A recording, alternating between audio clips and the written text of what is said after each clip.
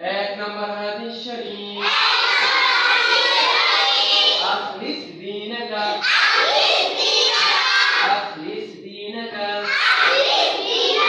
ইয়াকফিকাল আমালুল কলিল। হাদিস শরীফের অর্থ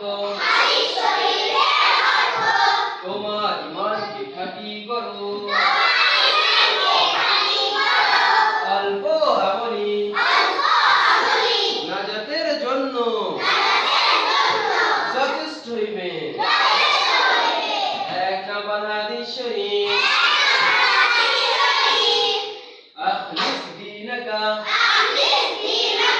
ইয়াকফিকাল আমালুল কলিল। হাদিস শরীফের অর্থ তোমার ঈমানকে খাঁটি করো,